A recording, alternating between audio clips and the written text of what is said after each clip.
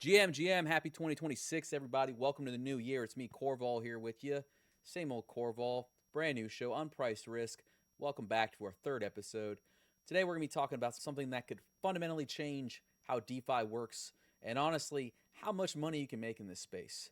There's a huge debate happening right now about token buybacks. We got Hype, Jupiter, Pump.fun, major protocols that have implemented buybacks, and we're kind of discussing whether or not they even matter, they help, or if they hurt your business, okay? Meanwhile, there's a massive governance discussion happening around Aave about how they can dominate DeFi and who's owed what if they do dominate DeFi. And over on Sonic, BeethovenX just made a really classy move by withdrawing their request for funds to reimburse hack victims. So this isn't just governance drama. This is a shift from DeFi 1.0 to 2.0. And if you're holding tokens, any tokens, you need to understand what's happening right now. So let's get into it. Okay, let's start with what's becoming one of the hottest debates in DeFi right now, token buybacks. We're seeing protocols like Hype, Jupiter, and Pump.fun either implementing or seriously discussing using their protocol revenue to buy back tokens from the market. Now, if you come from traditional finance, this sounds completely normal to you.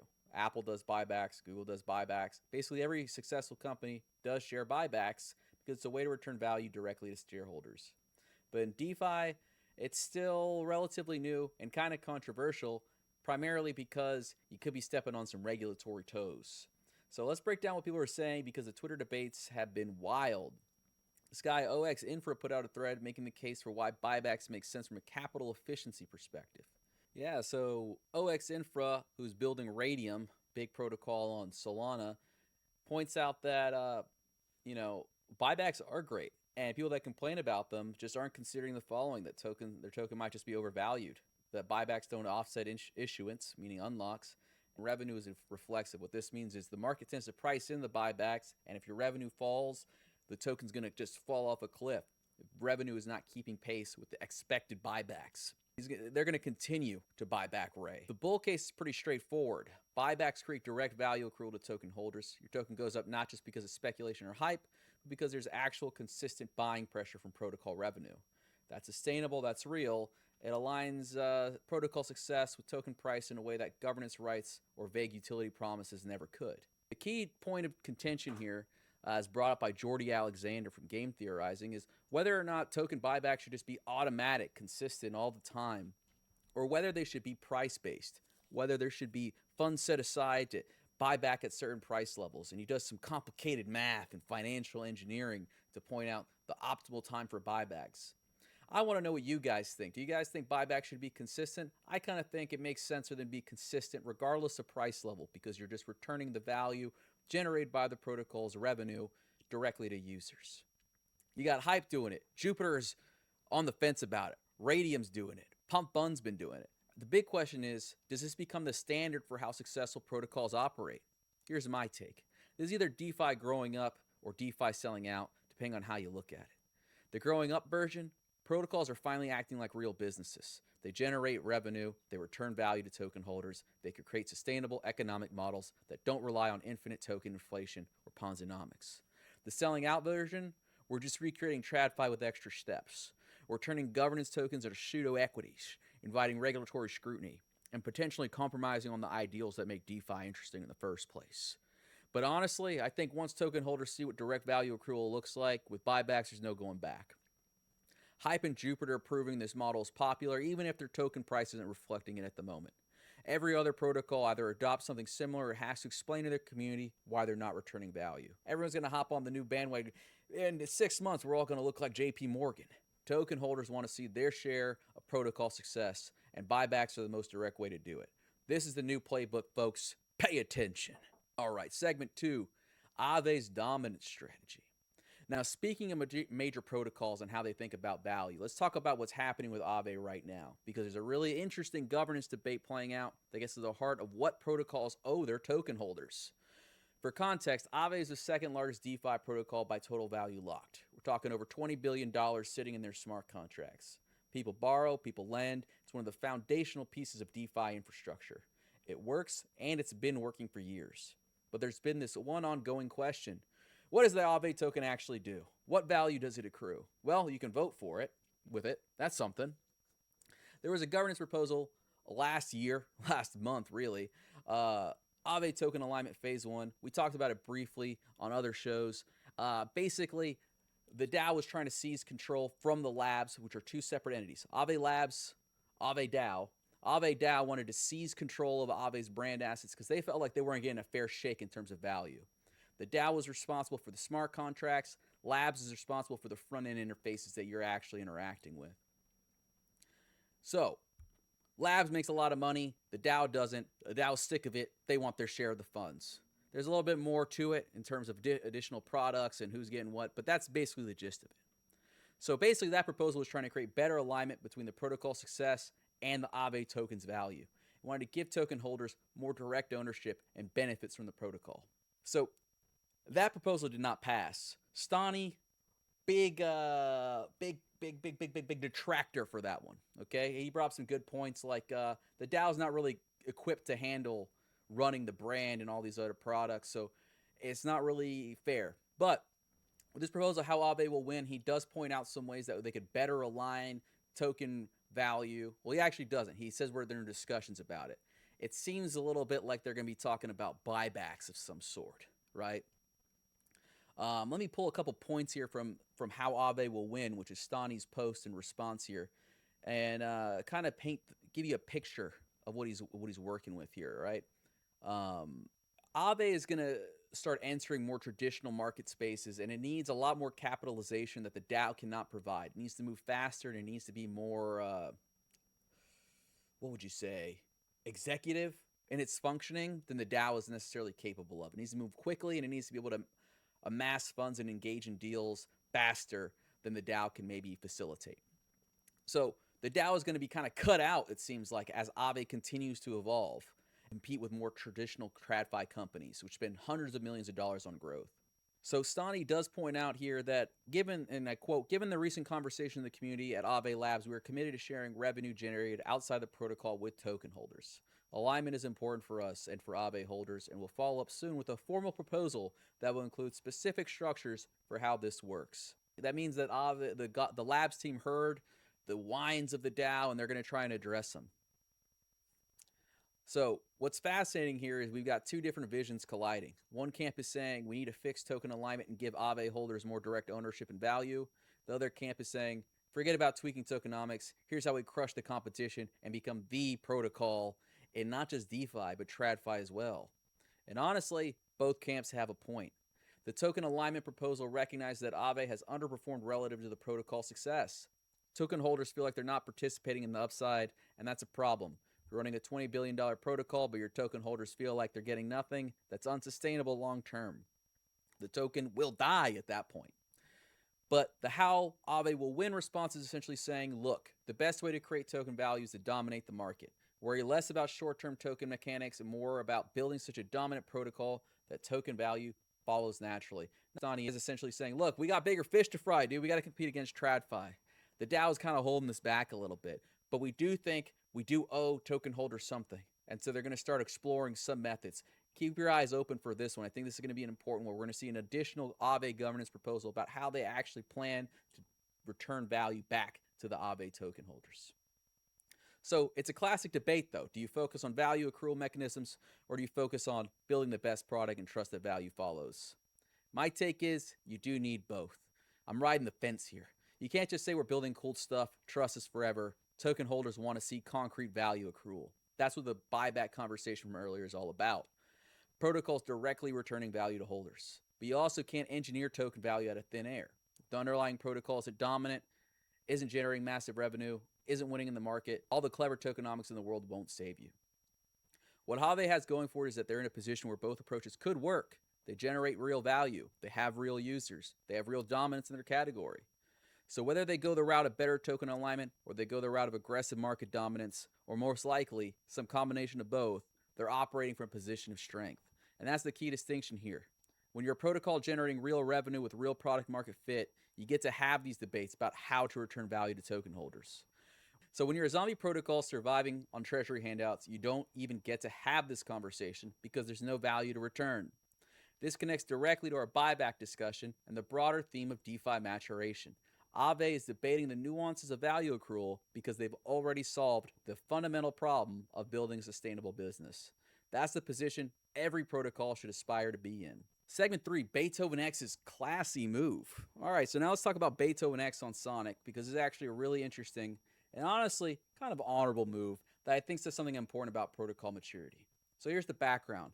BeethovenX is built on top of Balancer technology. Back a couple months ago, there was a major exploit on Balancer that affected a bunch of users, including users on Beethoven's X's Sonic deployment. Now here's where it gets interesting. Sonic had airdrop funds that were earmarked for distribution, but the second part of the airdrop was largely canceled. So they got all these funds that were earmarked for distribution, but they're not going to get sent out. BeethovenX put forward a governance proposal asking to relocate a bunch of that airdrop fund to reimburse their users who were affected by the Balancer exploit. So let's be clear what they were asking for. They weren't asking for operating capital. They weren't asking for liquidity incentives. They were asking for funds to make whole the users who lost money in a hack that technically it's iffy if it was their fault. It was upstream in Balancer code. Now, that's a pretty reasonable ask, in my opinion, taking care of your users who got wrecked through no fault of their own, and that's what good protocols should do. And again, I want to point out, this proposal was generated inside the Beats DAO. So they had their own internal governance that was voted on, and they voted on putting this forward to Sonic Labs. So this proposal that was put forward to Sonic Labs has just been withdrawn. There was large community outrage even, from the Sonic community at large that Beethoven would dare ask for these funds that had been earmarked for airdrops for the general users. So let me just read you quickly their announcement here. It's a pretty short one.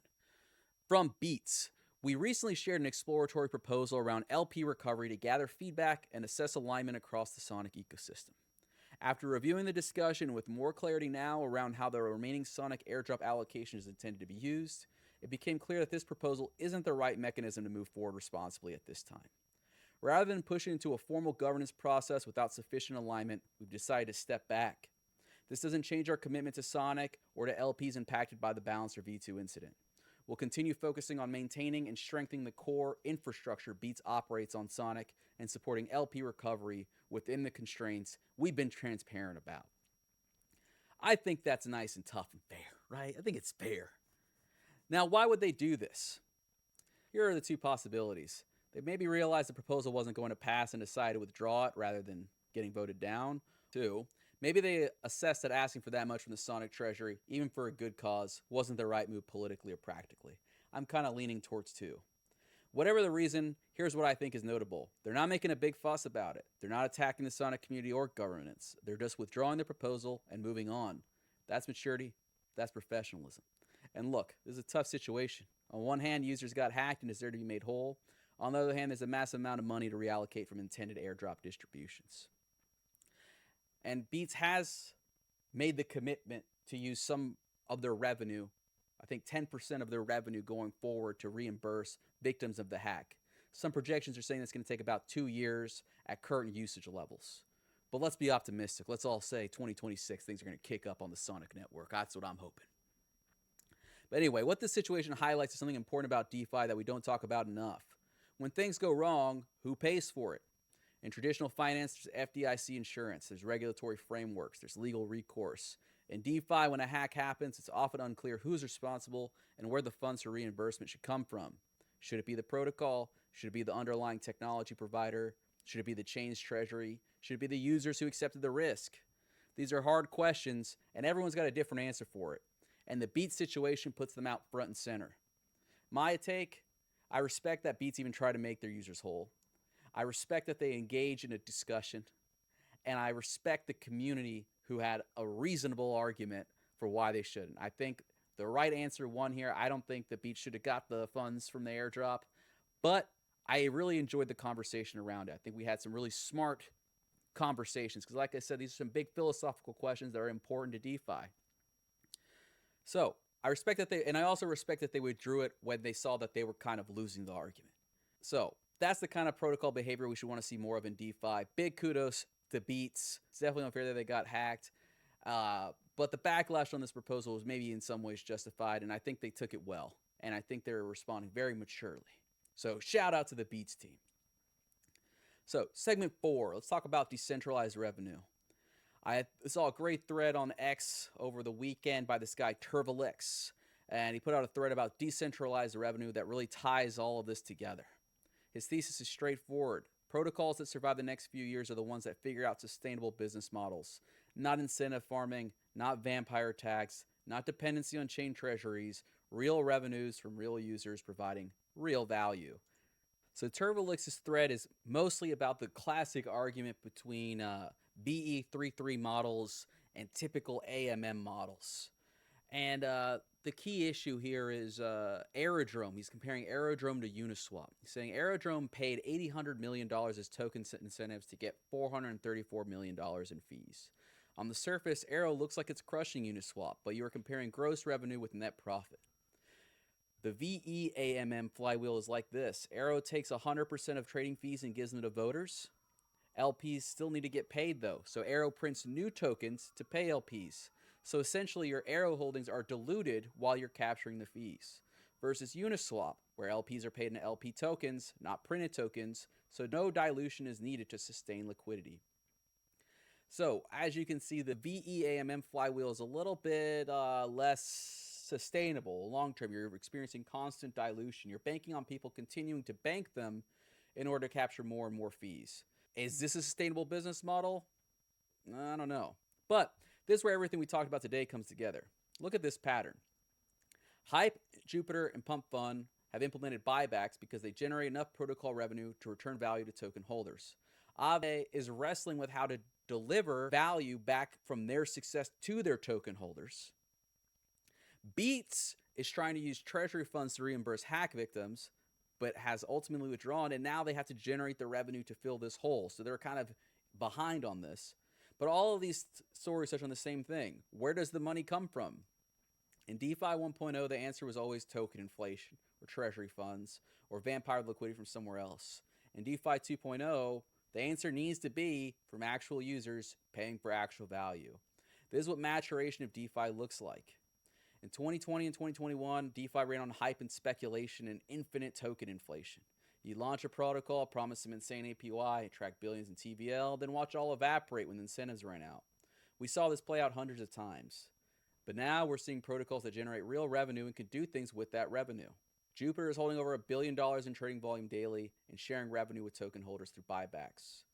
This thread from TurboLix is kind of pointing out that the big hype thing right now, VEAMMs, they may not be able to survive long term. They may not be generating enough real revenue to sustain themselves through the dilution they're experiencing. So here's the formula that matters. Organic users generate real fees create real revenue enables protocols to be self-sufficient, whether that means buybacks, covering losses, investing in growth, or all of the above. If your protocol can't do that, if it can't attract organic users, if it can't generate sustainable fees, if it needs constant injections of capital from chain treasuries just to stay alive, then it's already dead. It just doesn't know it yet.